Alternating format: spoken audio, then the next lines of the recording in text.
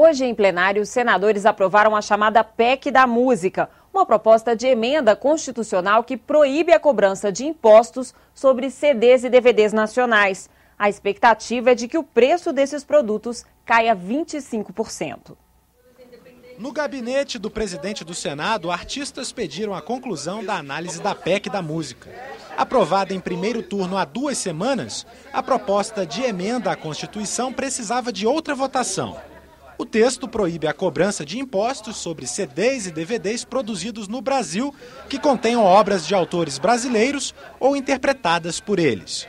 A desoneração também vale para arquivos digitais. Hoje, um DVD de um músico brasileiro custa mais caro do que o DVD da Madonna. Não é justo. No plenário, a PEC foi o segundo item da pauta. Os artistas ocuparam a tribuna de honra. Senadores do Amazonas, estado que mais produz CDs e DVDs, criticaram a proposta. O que acontecerá, senhor presidente, é que 3 mil trabalhadores diretos serão alcançados por isto. Em vantagem de quem? Dos artistas?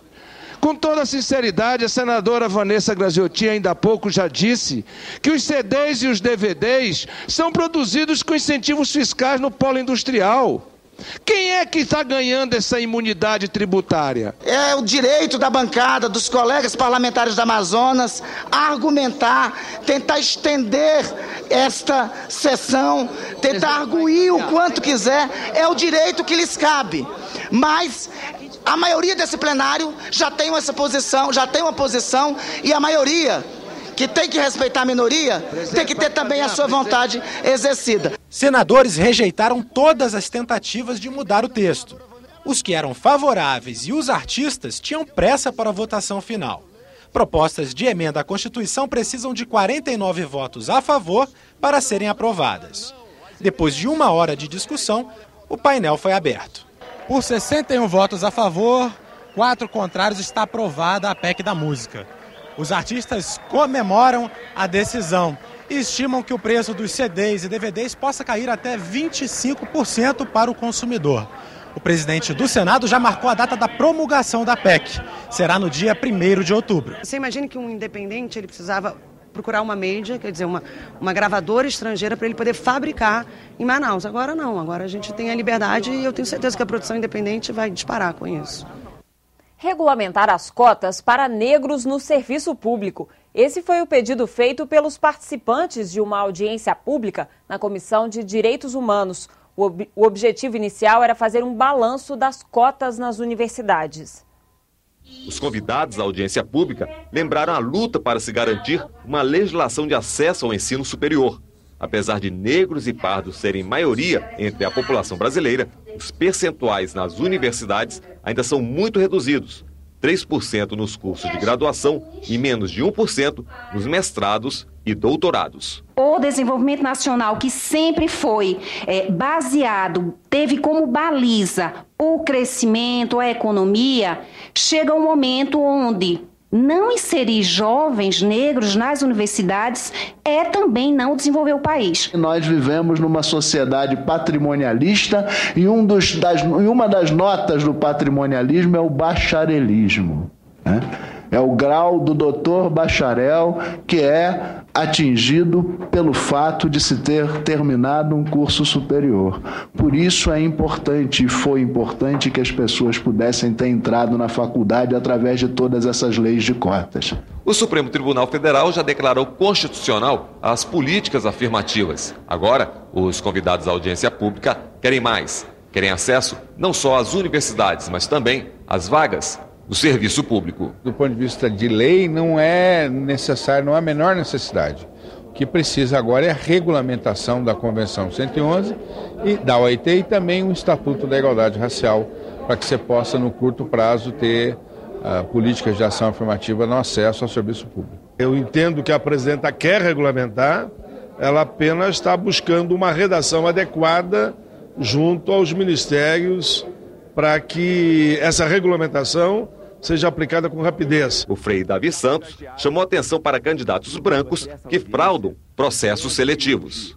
O Itamaraty foi o primeiro órgão federal que teve a coragem de adotar cotas mesmo sem ter lei. O Brasil inteiro está perplexo, porque o Itamaraty aprovou um jovem branco, de olhos verdes, jovem loiro, que se autodeclarou negro. Será que hoje não está na hora de criar outros métodos para evitar brancos desonestos que, seguindo a corrupção mostrada por alguns setores do Brasil, têm usado de corrupção nos concursos para negro?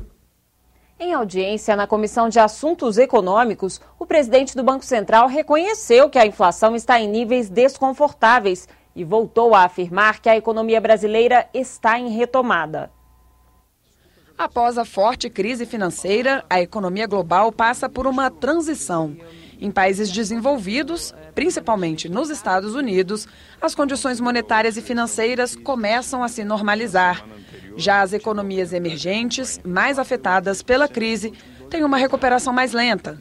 Apesar disso, segundo Alexandre Tombini, presidente do Banco Central, o Brasil vai bem, ao contrário da percepção dos agentes econômicos. Vemos que os fatores de sustentação da demanda doméstica continuam presentes. A taxa de desemprego permanece em níveis historicamente baixos e há geração de novos postos de trabalho. O crédito continua se expandindo em ritmo sustentável.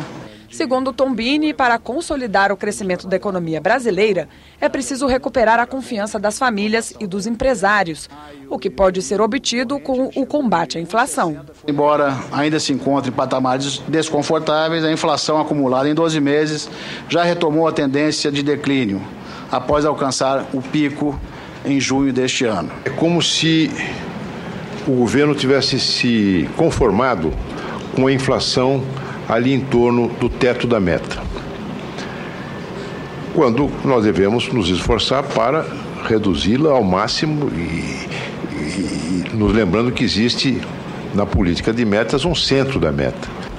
Eu faço votos que a equipe do Banco Central persiga efetivamente uma baixa real da taxa de inflação. O senador Cristóvão Buarque aproveitou para cobrar a votação de um projeto na Comissão de Assuntos Econômicos que garante a autonomia operacional do Banco Central. Eu ainda continuo meio desconfiado do médio e longo prazo da nossa economia se não fizermos algumas mudanças estruturais, mas não há dúvida que melhorou.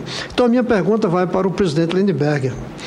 Quando é que o senhor vai colocar em votação aqui a independência do Banco Central? Um projeto bem completo, que eu acho que essa casa tem que se debruçar. Claro que é preciso muito para colocar em votação isso, acordo dos líderes também, mas o início do processo de discussão, e no mês de outubro teremos a primeira audiência. Além da audiência pública, a Comissão de Assuntos Econômicos aprovou 6 itens, entre eles o relatório pela rejeição da proposta que alterava a forma de distribuir a compensação financeira paga à União, aos estados e aos municípios pelo uso de recursos hídricos. No ano passado, esses recursos somaram quase 2 bilhões de reais. Segundo o relator, senador Sérgio Souza, a medida traria grandes prejuízos às cidades sede de hidrelétricas, que têm direito à verba por causa dos impactos ambientais dos reservatórios das usinas. O autor da proposta, senador Magno Malta, queria que a distribuição seguisse os mesmos critérios adotados para os recursos dos fundos de participação de estados e municípios. Senadores e deputados da Comissão Mista de Mudanças Climáticas debateram o aproveitamento da água das chuvas. O aproveitamento da água da chuva pelo homem é uma prática milenar. No século XX, com as tecnologias de saneamento básico, seu uso entrou em declínio. Mas, hoje em dia, com o aumento populacional e a carência de fontes de água limpa capazes de atender a todos, o uso da água da chuva para o consumo humano volta a ganhar destaque. Na audiência pública, o convidado, Daniel Santana, explicou que já existe uma norma técnica que regulamenta o uso da água das chuvas em edificações no Brasil. A norma especifica, que deve-se evitar conexões cruzadas com as tubulações de água potável e essas tubulações de água não potável. E ela oferece uma série de métodos e maneiras para se garantir essa potabilidade de água e preservar a qualidade da água potável nos reservatórios. O professor Daniel Santana há procedimentos e equipamentos necessários para o consumo da água da chuva, obedecendo os padrões da norma técnica brasileira. Mas o deputado Alfredo Sirquis disse que o custo de equipamentos complexos vai impedir que o processo seja adotado em larga escala pela população. Nas grandes cidades, eu acho que deve se limitar o uso à lavagem, com a quantidade de água boa que é desperdiçada, porque o nego está lavando o chão da garagem. Pelo amor de Deus, não tem que usar água da torneira para limpar o chão da garagem. A maneira mais simples de estar sendo utilizado é realmente utilizando na torneira de jardim. Inclusive, a maneira mais simples está se adaptando ao edifício existente. Agora, as questões desses dispositivos para padrão de qualidade da água, ela é baseada em estudos prévios, em experiências internacionais. O professor explicou que os benefícios do uso da água das chuvas não se restringem à redução na conta de água dos consumidores. Afinal, a diminuição do consumo preserva recursos hídricos e a adoção de sistemas de captação de água das chuvas diminui os acidentes provocados por fenômenos climáticos, como deslizamentos e enchentes. Parlamentares e representantes dos consumidores cobraram das empresas de internet e telefonia e da Anatel melhorias nos serviços de telecomunicações. Foi durante uma audiência na Comissão de Ciência e Tecnologia. Telefones celulares, smartphones, tablets, TVs por assinatura. Serviços de tecnologia que chegam a um número cada vez maior de lares brasileiros. A Associação Brasileira de Telecomunicações prevê crescimento de 48% na banda larga móvel, 12% na fixa e de 4% na telefonia celular este ano. 3.414 cidades têm internet, o que oferece uma cobertura de 89% à população. Abrangência que, para alguns convidados da audiência pública na Comissão de Ciência e Tecnologia do Senado, não trouxe qualidade aos serviços disponibilizados. 7 das 15 empresas que mais recebem reclamações de consumidores nos PROCONs do país atuam na área. A ausência de sinal em dispositivos móveis, bloqueios indevidos por razões, às vezes, aleatórias, oferta além da capacidade de rede, por fim, diferença da percepção da velocidade da internet com aquilo que é efetivamente contratado. Essas empresas estabeleceram, assim, para atingimento, para alcançar estas metas de qualidade, se comprometeram ou indicaram investimentos nesse triênio aí no entorno de 30 bilhões de reais. A implantação da rede 4G também foi debatida na audiência. A Anatel estabeleceu um calendário para as empresas de telefonia. Até dezembro, todas as cidades sede da Copa do Mundo deverão ter cobertura. Nós calculamos em torno de 10 mil novas antenas em 2013 a serem instaladas, quando o Brasil tem aproximadamente 62 mil, 63 mil antenas. O ponto mais importante, não podemos deixar de lado, é a real percepção do consumidor, pois de nada adiantará as empresas informarem sobre seus investimentos realizados, se continuarmos com essa insatisfação pelos serviços. Uma sessão solene do Congresso comemorou nesta terça-feira os 60 anos da TV Record, a mais antiga em atividade no Brasil. Senadores citaram momentos marcantes da história da emissora. Na mesma linha inovadora, a TV Record foi a primeira emissora brasileira a fazer uma transmissão direta do Grande Prêmio de TUF do Brasil, a partir do Hipódromo da Gávea, no Rio de Janeiro, e também uma transmissão externa de um jogo de futebol, a partida entre Santos e Palmeiras, direto da Vila Belmiro, na cidade de Santos.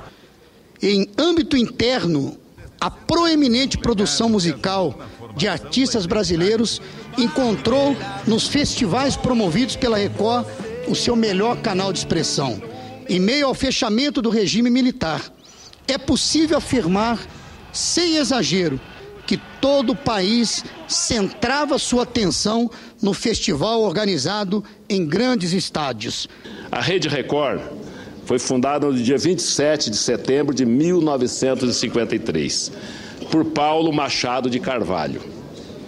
Há cerca de 6 anos, tornou-se a segunda maior rede de TV do país. Seu núcleo de teledramaturgia situado no Rio de Janeiro, é considerado o segundo maior núcleo televisivo da América Latina. Eu poderia citar outros inúmeros feitos dessa grande emissora de televisão, como, por exemplo, a transmissão da festa de inauguração de Brasília, no dia 21 de abril de 1960. Naquela época, a Record foi a única a promover essa cobertura histórica. São histórias marcantes que aumentam o valor da TV brasileira, em especial da aniversariante, que faz 60 anos e queremos que ela faça outros 60. Claro, não vamos estar aqui, mas os nossos sucessores o estarão. Para os próximos 60 anos, temos o compromisso de sermos ainda mais audaciosos e pioneiros, e ainda mais apaixonados pelo que fazemos. O Jornal do Senado termina aqui. Na página da TV na internet, você pode rever as principais reportagens desta edição. Boa noite e até amanhã.